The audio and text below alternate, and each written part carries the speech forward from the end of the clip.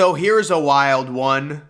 Brandon Marshall, the former receiver, has come out and says 4 teams have called him saying that they want Aaron Rodgers. If I'm an NFL GM interested in trading for Aaron Rodgers, obviously my first call is to Brandon Marshall. So yeah, just very strange that Brandon Marshall would say this and that this would even really be happening.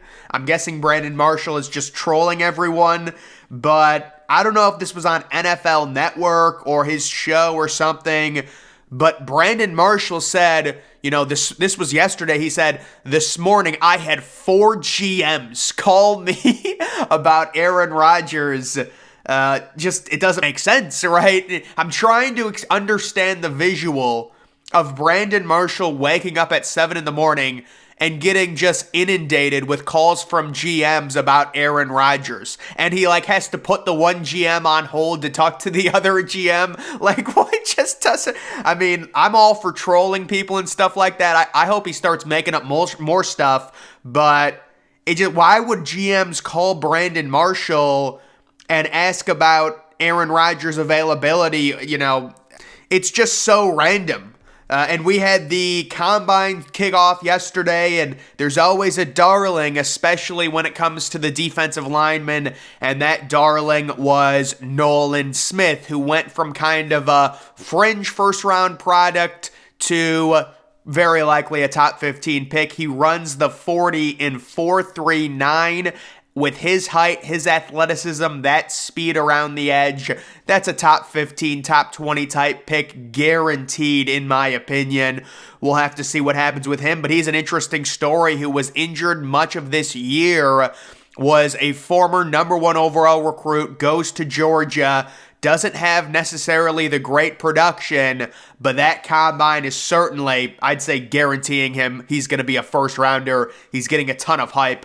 Zach Harrison, the Ohio State defensive lineman, had the longest arms of any D lineman at the scouting combine since 2014. It is a shame that Zach Harrison could not run the 40 due to an apparent hamstring injury, because nothing against Nolan Smith, but Zach Harrison would have been the number 1 story yesterday had he been able to run the 40.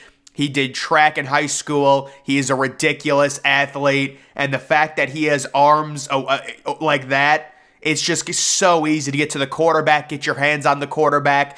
I mean, you got to be shooting up draft boards just for having arms like that. It just makes things, it causes so much more havoc if you're a pass rusher. So I would say Zach Harrison is looking like a real high upside pass rusher that's probably going to be drafted late first, early second in terms of that. And then we've got Pittsburgh's defensive tackle, Kalija Lipscomb, running an official 4.67. That's the fastest time at the combine for a defensive tackle since 2003. Kalija Lipscomb looks like a teenage mutant ninja turtle. I mean, and they were saying that he measured at 6'1". They were saying that's a win for him. I don't know. He just looks so small, But again, he's 6'1". It's pretty crazy. These guys standing next to each other, and they're still that tall, but they look so tiny. I want to be a legend. I want to be like Mahomes and Brady. Anthony Richardson saying that. Just looking at Anthony Richardson, to me, that's the face of a bust. I'm sorry, I'm going to say it. It just looks like a bust to me. Maybe I'll get proven wrong. I'm fine with admitting it. But I'm going to go out on a limb just like I did 3 days ago, before it was even public, when I called Jalen Carter a bust. And let me give my official prediction on Jalen Carter, guys. This is what's going to happen to Jalen Carter.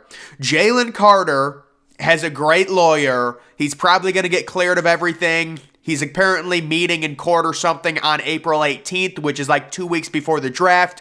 Let's say it's clear that Jalen Carter is going to be fine. He's not going to face a suspension. He's not going to face jail time. What's going to happen is Jalen Carter is going to fall a little bit in the draft, but there's going to be a team that trades up for him, and he's going to fall to let's say 12 or 13, and some GM is going to get deep-throated by his fan base for trading up to number 12, and all the fans are going to be like, we got the number 1 player in the draft. My GM is the best ever. And Jalen Carter's still going to end up being a bust. Guys, I said Jalen Carter, I don't even care about the off the field. He had 3 sacks his junior year. His total sacks over 3 years at Georgia wasn't even double digits. I think it was 9.5 in his entire career. I need production.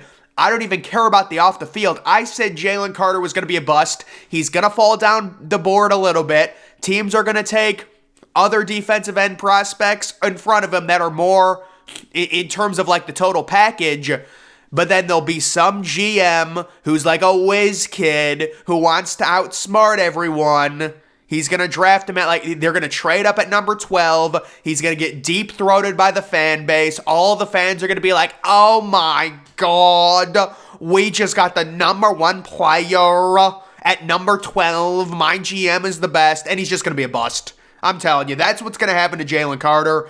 We've got Daniel Jones. Apparently, they're now saying he's seeking more than $45 million a season. I can't defend Daniel Jones after this one. I really can't. I've tried to defend Daniel Jones, but if he wants $48 million a year for what he's done, and I guess I can theoretically see what he's trying to argue. His agent's probably saying, I want a playoff, or my quarterback, my client, won a playoff game with Kenny Galladay, and there's no weapons, and he's right in that. But brother, you're not getting $45 million for throwing like 14 touchdowns. I'm sorry. I know you didn't have weapons. This is totally destined for a franchise tag. If there is one lock in free agency, it is that the Giants will franchise tag Daniel Jones unless something crazy changes. Something crazy would have to change in terms of that. Ohio State wide receiver Jackson Smith-Njigba confirms he will do everything except run the 40-yard dash tomorrow. So people were saying that, oh, it's okay, he's running the 40-yard dash at the pro day. This is a message to everyone out there. The pro day 40-yard dash is completely meaningless. Those numbers are not accurate. It's always juiced up. It's always like faster than it should be. Nobody takes the 40-yard dash at your pro day seriously. So if these prospects really want to prove themselves, you need to run the 40-yard dash in Lucas Oil with the correct timing.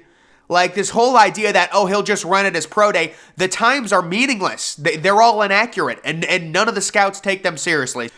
2 Packer players said the Dolphins would be a team that Aaron Rodgers wants to play for. Well, I mean, I'm sure they would be. That's a great situation, great weather, Tyreek Hill, Jalen Waddle, but the Dolphins are in a really effed up situation that I feel bad. I feel bad for Miami Dolphins fans, and I feel bad for their front office. They're in an unfair spot right now with Tua, with the fact that he's such a liability for the NFL if he has another concussion. That whole situation is so bad, and I saw a report that maybe they wanted to try and extend Tua. I don't know how you could do that at this point. If he gets one more concussion, I think the NFL might force him to retire, legitimately. The NFL understands the one thing that would significantly hurt their sport is allowing head injuries and allowing guys' heads to be so messed up to the point where it's affecting their everyday lives. And as Tua, at his young age, continues to compile these concussions and things like that, the NFL knows it's such a horrible look. There's going to be, look at what they did with Tua at the end of the season. They would not clear him. The NFL refused to clear Tua when he had the concussion symptoms. I don't even think he was diagnosed with a concussion after that Packers game on Christmas. They just said, listen, we're not allowing him to go back out there. He's had too many concussions. We remember the Thursday night game in Cincinnati, and if you're the Miami Dolphins, what do? He is the guy you spent the number 5 overall pick on. You did everything in your power to give him weapons and allow him to develop. He was developing perfectly. And he has multiple head injuries, and now his future is in complete doubt.